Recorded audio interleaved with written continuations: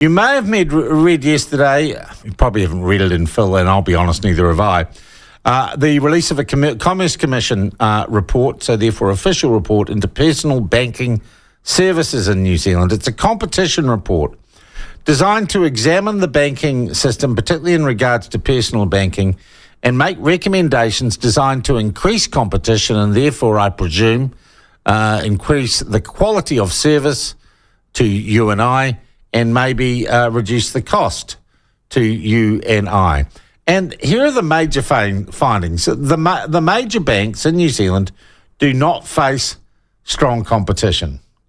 The factors limiting competition are structural advantages of the major banks, regulatory barriers to people entering banking and expanding, barriers to consumers switching and engaging with other banks, impediments to innovation by financial technology companies.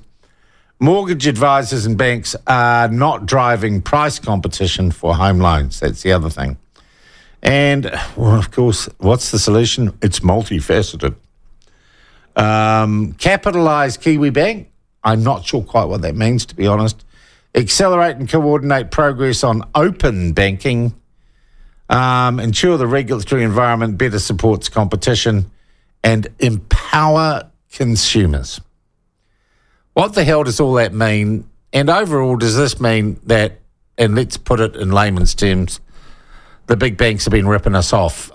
Joining us now from the Bankers Association, the umbrella group that represents the major trading banks in New Zealand, is their Chief Executive, Roger Beaumont. Roger, thank you for joining us. Oh, good morning, Sean. Thanks for having me. Do we take this report as saying you guys are ripping us off? Well, I think the report is comprehensive and interesting and covers a whole raft of things around the industry. We welcome the fundamentals. Yeah, now the question was, does it overall mean that you guys are ripping us off? No, not at all. Not at all. I think it points to areas that they think could make the sector more competitive in their eyes. We think the sector is highly competitive, but anything that can be done to make our sector more competitive for consumers has to be a good thing. So do you accept all the findings of the report or not?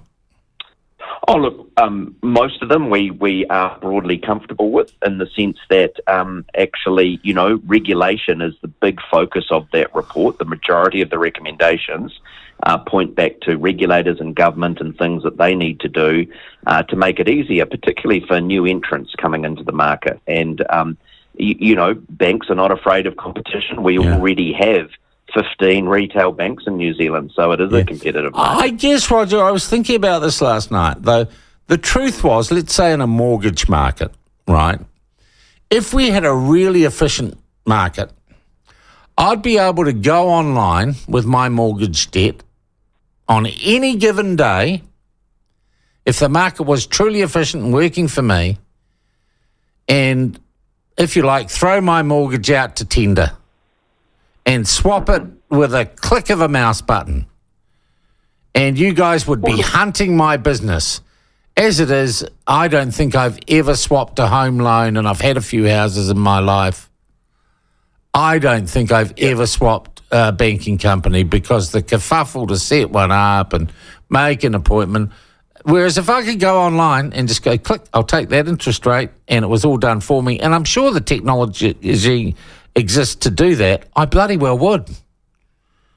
Yeah. Well, look, I think what you were talking about is actually open banking, and that's what the report focuses on as something that needs to be prioritised, and the industry supports that in principle. And so there's it either supports it or it doesn't. What does supports in principle mean? Okay, it does support it. Okay. Well, we are progressing and implementing open banking.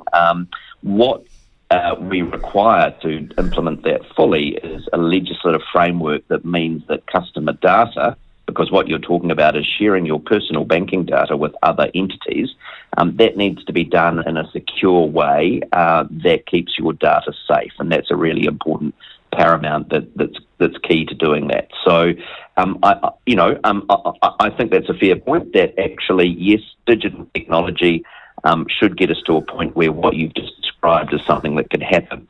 But if you look currently, if you lined up the 15 retail banks in New Zealand and took, say, I don't know, a 1-year fixed term and compared rates, you would see a very, very highly competitive environment where, but the ability, having identified the cheaper rate, the kerfuffle then to go to the other bank, Roger, let's be real. Well, actually, this is one of the really interesting things. I think switching banks is one of those things where the perception of switching banks is much tougher than the reality of switching banks, because it's actually a relatively straightforward process.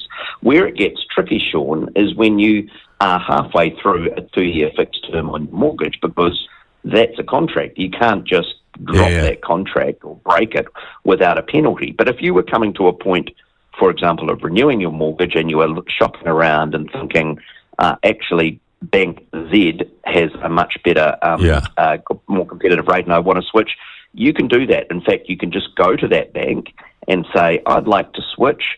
That will all happen within 5 working days behind the scenes, and you don't even have to have the awkward breakup conversation with your existing bank. It will happen seamlessly. But in the busyness of life, when you're dealing with getting the kids, and then you go back online and you change all your cards on all your subscriptions for everything, right? For the online services that you buy in the electronic world. Come on, Roger. All of those things, all of those recurring payments happen behind the scenes seamlessly for you. So they go over to your new bank. So once again, that's the difference of perception of changing banks versus the reality of doing it.